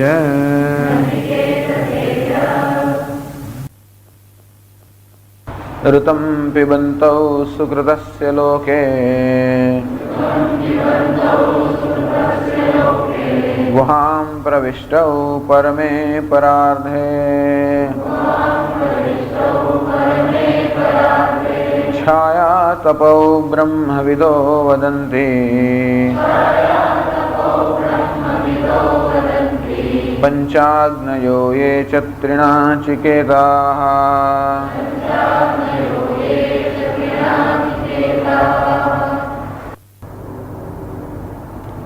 ऋतं पिबन्तौ सुकृतस्य लोके. लोके अस्मिन् शरीरे आ देहની અંદર सुकृतस्य ऋतं पिबन्तौ स्वयं कृतस्य कर्मणः ऋतं पिबन्तौ. આ દેહની અંદર દેહ જે પૂર્વ કર્મથી પ્રાપ્ત થયેલો છે એમાં પોતાના કરેલા કર્મનું ફળ ભોગવતા ભોગવતા ગુહામ પ્રવિષ્ટૌ પરમે પરાર્ધે. આ હૃદયરૂપી ગુફામાં એમાં પણ જે પરમ આકાશ છે, એમાં પરમ આકાશનો અર્થ ગઈકાલે ચર્ચા કરી કે શુદ્ધ અંતઃકરણમાં સાત્વિક શુદ્ધ અંતઃકરણ અર્થાત પરમ આકાશ. આમ હૃદયની અંદર આત્માનો આવિર્ભાવ છે, પણ ત્યાં પણ જે સાત્વિક અંતઃકરણ છે ત્યાં વાસ્તવમાં આત્માનું દર્શન છે, હજી પણ છે. અંતેથી પરમે પરાર્ધે. પરાર્ધમ પરસ્ય બ્રહ્મણ અર્ધમ અર્થાત સ્થાનમ. આમ પરમ બ્રહ્મનું આ સ્થાન છે. ગુહામ બુદ્ધિ ગુહાયામ, બુદ્ધિ ગુહાની અંદર આ પરબ્રહ્મનું સ્થાન છે. અને કોઈ જે પરમ આકાશ એ સામાન્ય કે બાહ્ય આકાશની સરખામણીમાં જે પરમ આકાશ છે, બાહ્ય આકાશ ભૌતિક આકાશ છે, આંતરિક જે આકાશ છે પરમ આકાશ અર્થાત જે શુદ્ધ અંતઃકરણરૂપી આકાશ છે, એમાં આ પરમ બ્રહ્મના ચિદાકાશના દર્શન થતા હોવાને કારણે એમ કહેવાય કે પરમ બ્રહ્મ જાણે કે આ ગુફામાં રહેલું છે. જીવની પણ ત્યાં જ આવિર્ભાવ થાય છે. જીવ અને શિવ બંને એક સાથે જ રહેલા છે.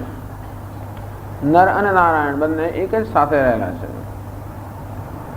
છાયા તપો એવા, પરંતુ બંનેના સ્વભાવ અત્યંત વિલક્ષણ છે. છાયા આતપ. છાયા અર્થાત અંધકાર કે અજ્ઞાન, એટલે એક અજ્ઞાની છે, સંસારી છે. આતપ, આતપ અર્થાત પ્રકાશ એટલે કે જ્ઞાન. અને એક અસંસારી અર્થાત પૂર્ણ છે. એક અલ્પ છે, બીજો પૂર્ણ છે. એક સંસારી છે, બીજો અસંસારી છે. આમ પરસ્પર વિરુદ્ધ સ્વભાવ. વાસ્તવમાં એક જ સ્વભાવના હોવાને કારણે વાસ્તવમાં બંનેનું સ્વરૂપ એક જ હોવા છતાં પણ વ્યવહારમાં જાણે કે પરસ્પર વિરુદ્ધ સ્વભાવ ન હોય. કારણ કે આ દેહની અંદર અહંભાવ હોવાને કારણે એ જ શિવ જ્યારે પોતાની જાતને જીવ માની લે ત્યારે એને જાણે કે જુદો ચેતન હોય એ રીતે અહીં પ્રસ્તુત કરવામાં આવ્યો છે કે બે ચેતન હોય. આપણા હૃદયમાં એવું નથી કે જગતમાં પણ બે ચેતન હોય, એવું પણ નથી. હજી થોડોક અવાજ છે. પરંતુ એ જ શિવ આ એક અલ્પ દેહની અંદર આત્મભાવને કારણે અલ્પતા અનુભવી રહ્યો છે. અને તેથી એ જ શિવ પૂર્ણ છે, એ જ શિવ અલ્પ છે. આમ અવિરતનો અનુભવ હોવાને કારણે આપણા અનુભવને આ મંત્રો વાચા આપે છે. એટલે કે વેદાંતની કાંઈ વિશિષ્ટતા છે કે ક્યારેય આપણા અનુભવનો તિરસ્કાર કરવામાં આવતો નથી કે અનુભવનો નિષેધ કરવામાં આવતો નથી. ભલે એમ કહે કે બ્રહ્મ સત્યમ જગત મિથ્યા, બ્રહ્મ સત્ય છે જગત મિથ્યા છે એમ કહીને પણ આપણા વ્યવહારિક પ્રશ્નોનો તિરસ્કાર કરવો નથી આવતો. જગતને મિથ્યા કહીને એનું કહેવાનો ભાવ થઈ નથી કે બધા પ્રશ્નો નથી. આપણો જે અદ્વૈતનો અનુભવ છે, અલ્પતાનો અનુભવ છે, એને બહુ સુંદર રીતે સમજાવે છે. આમ પ્રત્યેક અનુભવને સમજવાની જરૂર છે. એ અનુભવનો તિરસ્કાર કરવાથી કે પછી એની અવગણના કરવાથી ક્યારેય પણ આપણે મુક્ત ન થઈ શકીએ. એટલે કોઈ પણ વસ્તુને સમજવાથી જ આપણે મુક્ત થઈ શકીએ. માત્ર ભૂલી જવાથી કે આંખ આડા કાન કરવાથી આપણે એનાથી મુક્ત ન થઈ શકીએ. અને તે રીતે આપણને જીવનમાં અલ્પતાનો અનુભવ થાય છે. ઈશ્વર મારાથી ભિન્ન છે એવો ભેદનો પણ અનુભવ થાય છે. આ જગત મારાથી જુદું છે એવા ભેદનો અનુભવ થાય છે. ભલે ને આપણને કહે કે આ ભેદ મિથ્યા છે, આવો ભેદ છે જ નહીં એમ કે તો પણ એ કેમ નથી? અંતેથી પહેલા ભેદનો અનુવાદ કરવામાં આવે છે અને પછી એનો નિષેધ કરવામાં આવે છે. હંમેશા આ પ્રકારની પદ્ધતિ અધ્યારોપવાદાભ્યામ નિષ્પ્રપંચમ પ્રપંચતે. પરમાત્મા જે સર્વ પ્રપંચથી પર છે એનો પ્રપંચ કરવામાં આવે છે, એનું નિરૂપણ કરવામાં આવે છે અધ્યારોપ અપવાદાભ્યામ. તો આ મંત્રમાં અધ્યારોપનું વર્ણન કરવામાં આવ્યું કે કેવી રીતે જાણે કે બે આત્માઓ છે, એક જીવાત્મા અને પરમાત્મા. કેમ જાણે કે બે આત્મા આપણા જીવનમાં ન હોય? જીવાત્મા સાધક અને પરમાત્મા સાધ્ય. જીવાત્મા પ્રાપ્તા, પરમાત્મા પ્રાપ્ય. જીવાત્મા ગંતા, પરમાત્મા ગંતવ્ય. આમ ગંતા ગંતવ્ય, પ્રાપ્તા પ્રાપ્તવ્ય, સાધક સાધ્ય, જીવ ઈશ્વર. આ પ્રકારનો ભેદ જે જીવનમાં અનુભવી રહ્યા છે એ ભેદને સમજાવે છે કે કેવી રીતે એકમાં પણ આવો દ્વૈતનો કે ભેદનો અનુભવ થઈ શકે. કેવી રીતે અજ્ઞાન મારી અને મારી પોતાની વચ્ચે જ અંતર ઉત્પન્ન કરી શકે છે. કેવું અજ્ઞાન દસમા અને દસમા વચ્ચે જ અંતર ઉત્પન્ન કરે છે. આમ એક અજ્ઞાત દસમો અને બીજો અજ્ઞાની દસમો, બે દસમ થઈ ગયા. એક અજ્ઞાની દસમો અને બીજો કયો દસમો? અજ્ઞાત દસમો, જેનું જ્ઞાન નથી. જ્ઞાન થયા પછી બે દસમો એક થઈ જાય છે. અર્થાત આ દ્વૈત માત્ર અજ્ઞાનની ઉપજવાના કારણે જ્ઞાનથી જ એ દ્વૈતનો નિરાશ થઈ શકે. તો દસમો છે એવો ઉપદેશ કરવામાં આવ્યો. અહમ દસમોસ્મી, હું દસમ છું એવું જ્ઞાન થયું. બે દસમ ને એક બની ગયા. આમ એકના બે જેવા ચમત્કારથી બન્યા એવા બે ના એક બે ચમત્કારથી. ચમત્કાર હતા અજ્ઞાનથી એકના બે બન્યા અને જ્ઞાનથી બે માંથી એક બને. કારણ કે આ બે જે છે એ મિથ્યા છે, અમિથ્યા. એટલે જયારે વેદાંત કહે છે કે દ્વૈત મિથ્યા છે કે ભેદભાવ મિથ્યા છે, ત્યારે પહેલા આ મિથ્યાપણાનું વર્ણન કરે છે કે આ જીવ અને શિવ વચ્ચેનો જો ભેદ છે કે દ્વૈત એ મિથ્યા છે. દશમ જે સાધક છે અને દશમ જે સાધ્ય છે એ બે વચ્ચેનો ભેદ મિથ્યા છે. અને આ સમગ્ર જગત માત્ર આ ભેદમાંથી દ્વૈતમાંથી જ ઉત્પન્ન થયું છે. આ જગતની કે સર્જનની કોઈ આવશ્યકતા જ ન હોત જો આ પ્રકારનું દ્વૈત, સાધક અને સાધ્ય વચ્ચેનું દ્વૈત ન હોત તો આ જગતની આવશ્યકતા જ ન હોત. સાધ્ય પૂર્ણતા મારાથી દૂર છે, ભિન્ન છે. હું એનાથી જુદો છું, અંતેથી હું અપૂર્ણ છું. મારે પૂર્ણ બનવાનું છે. આમ અપૂર્ણતાનો આપણો અનુભવ થાય એ સમજાવે છે કે અપૂર્ણતા ક્યાં તો વાસ્તવિક હોય અને તેથી આપણને અનુભવ થાય છે, અથવા તો કલ્પિત હોય અને તો પણ અનુભવ થઈ શકે. આમ વાસ્તવિકતામાં અને કલ્પનામાં અનુભવ કે અસર સરખી જ છે. બધા આચાર્યો આખી દુનિયાની અંદર જે આપણો અલ્પતાનો જીવત્વનો અનુભવ છે એને સાચો માનીને ઈશ્વરને જીવ કરતા ભિન્ન હંમેશા દર્શાવવામાં આવ્યો છે. એક જ આ શાસ્ત્ર છે જે કે નહીં ભલે ભેદનો અનુભવ થતો હોય છતાં પણ એ ભેદ સાચો નથી, એ ભેદ મિથ્યા છે. ભલે અલ્પતાનો અનુભવ થતો હોય એ અલ્પતા મિથ્યા છે. આમ કેમ અલ્પતા મિથ્યા છે એક સમજી લઈએ તો કેમ જગત મિથ્યા છે એ પણ સમજાઈ જાય. આ દસમા છોકરાની અલ્પતા કે દસમો છોકરો માણસ ભિન્ન છે, આ ભેદ કેવો મિથ્યા છે, કેવો અજ્ઞાનમાંથી ઉત્પન્ન થયો છે એ સમજી લઈએ તો પછી બધું સર્જન સમજાય. શક્ય છે કે પેલા દસમાને શોધવા માટે એ લોકોને ધારો કે નદીમાં શોધખોળ કરવી તો નવા નવા સાધનો શોધે ખરા. ચલો ભાઈ આપણે કેવી રીતે અંદર નદીમાં પાણીમાં પડવું, ડાઇવિંગ સૂટ કેમ બનાવવો કે પછી નવી સબમરીન કેમ બનાવી, અનેક પ્રકારની શોધો થઈ શકે પેલા શોધવા માટે. કોઈ લાગે આ જમીન પર ક્યાંક જતો રહ્યો છે તો એના માટે નવા નવા બધા વાહનો પણ શોધે. અર્થાત આ બધી શોધ થઈ શકે છે એના માટે દસમાને શોધવા માટે. અને જે કંઈ સર્જન થાય બધું સર્જન કોઈ જરૂરિયાતમાંથી થયેલું છે. આ જરૂરિયાત જ જો મિથ્યા હોય તો મિથ્યા જરૂરિયાતમાં થયેલું સર્જન પણ મિથ્યા જ છે.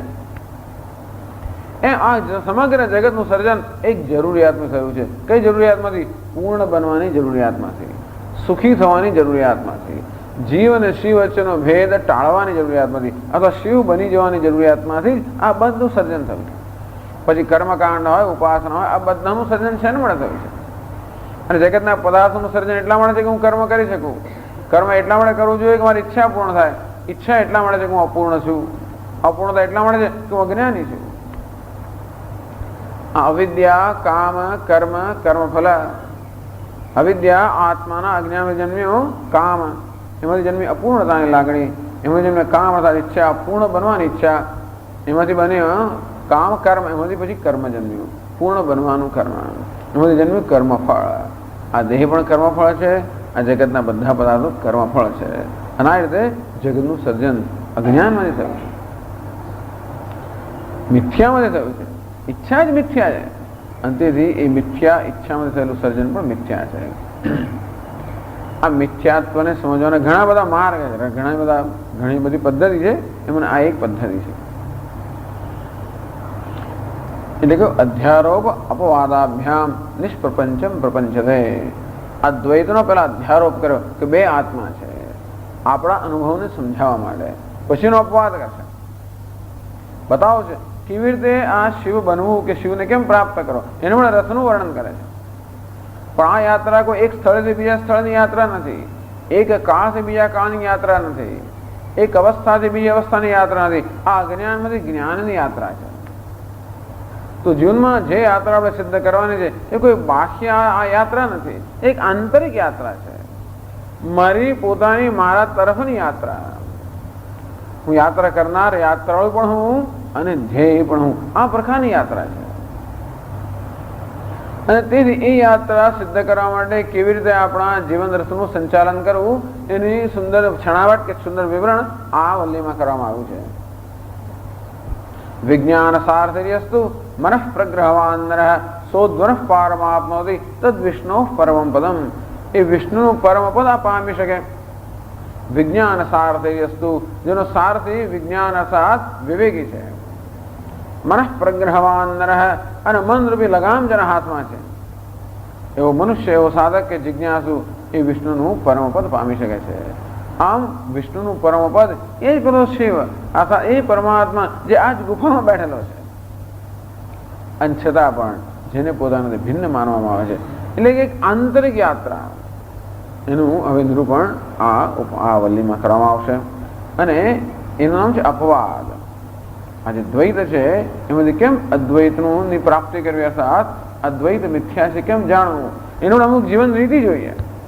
ઉપનિષદ જીવન રીતિ પણ શીખવાડે છે, કેવા પ્રકારના જીવનના મૂલ્ય હોવા જોઈએ, કેવી જીવન રીતિ હોવી જોઈએ, કેવું દર્શન હોવું જોઈએ, કેમ અપવાદ કરવો જોઈએ. અધ્યારોપ તો કરો જ છે કે હું જીવ છું, કેમ જીવતનો અપવાદ થાય, અપવાદની પ્રક્રિયા આ વલ્લીમાં સુંદર બતાવે છે.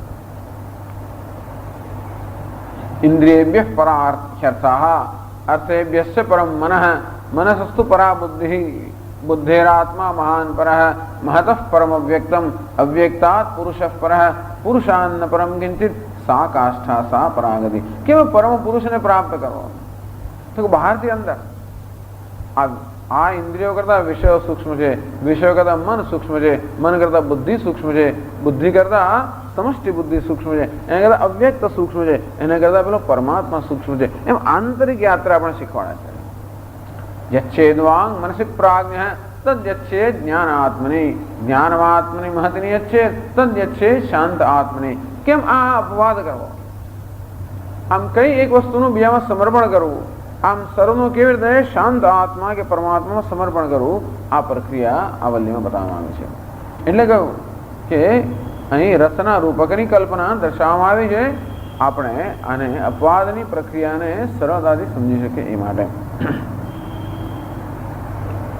તો આગળ બીજો મંત્ર.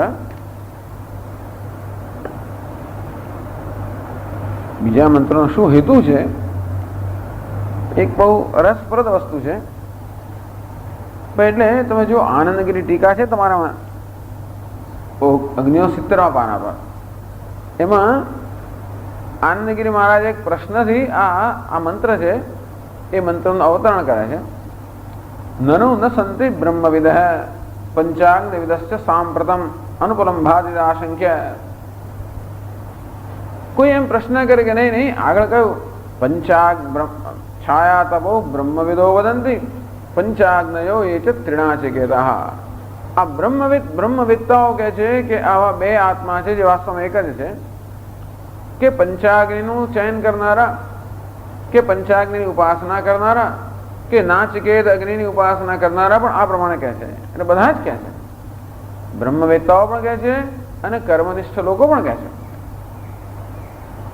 એટલે અહીં પ્રશ્ન કરે છે કે આવા બ્રહ્મવેત્તાઓ ક્યાં છે ને આવા કર્મનિષ્ઠ લોકો છે ક્યાં? આવા કર્મ કરનારા કોઈ લોકો નથી. અને તેથી આ કોઈ આપણા વ્યવહારનો ક્યાં કોઈ પ્રેક્ટિકલ વસ્તુ નથી. આ બધું તો થિયોરેટિકલ એકેડેમિક છે, અર્થાત આ તો માત્ર પુસ્તકોનો જ વિષય છે કે ક્યાંક ભૂતકાળમાં કોઈને પ્રાપ્ત થયું હોય, પણ આવા કોઈ વિદ્વાનો હોઈ શકે નહીં.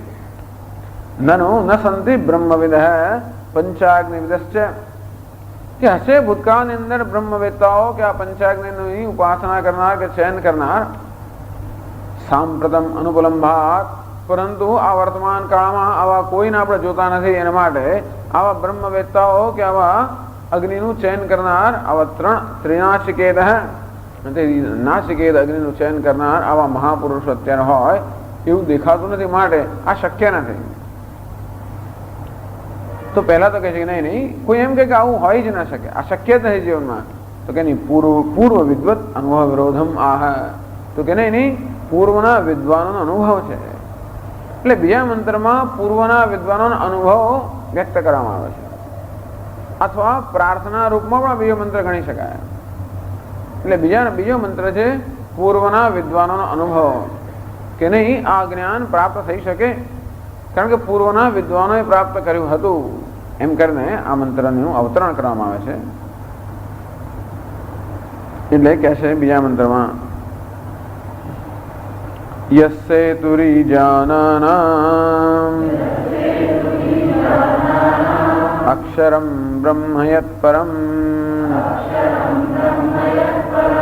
અભયમ તિતીર્ષતામ પારમ નાચિકેતમ શકેમહી.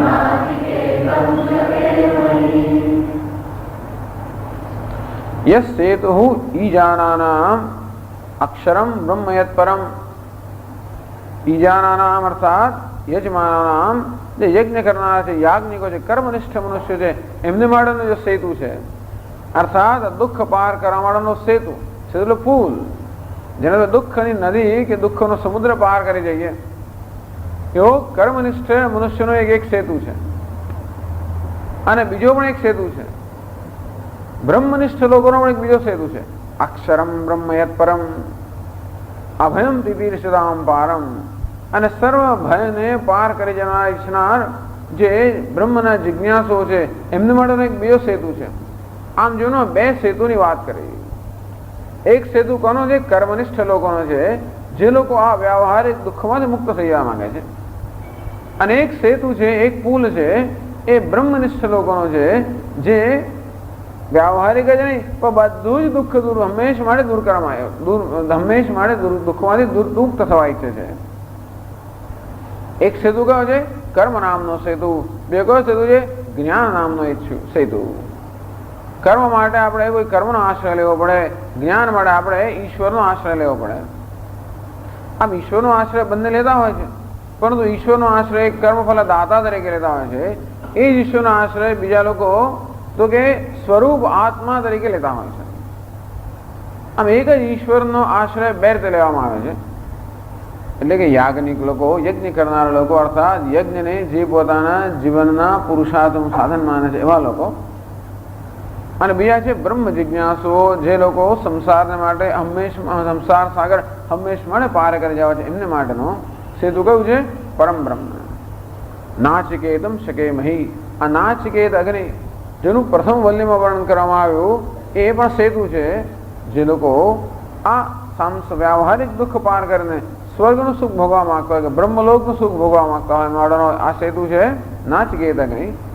અને જે લોકો સંસારને હંમેશ માટે પાર કરી જવા ઈચ્છતા હોય એમને માટેનો સેતુ છે પરમ બ્રહ્મ. આ બંને પ્રકારના સેતુને શકેમહી, આ બંને પ્રકારના સેતુને જાણવા માટે, પ્રાપ્ત કરવા માટે, અનુષ્ઠાન કરવા માટે અમે શક્તિમાન બનીએ, અર્થાત અમે શક્તિમાન છીએ. આમ કોઈક વિદ્વાનો જાહેર કરે છે, કોઈક પૂર્વના જ્ઞાની પુરુષો અને પૂર્વના કર્મનિષ્ઠ પુરુષો જાહેર કરે છે કે અમે શક્તિમાન છીએ. શેના માટે શક્તિમાન છે? તો કે નાચિકેત અગ્નિનું ચયન કરવામાં, અનુષ્ઠાન કરવામાં શક્તિમાન છે, જેથી અમે આ બધા મૃત્યુલોકના દુઃખને પાર કરી દઈએ. અને બીજા બ્રહ્મવેત્તાઓ કહે છે કે અમે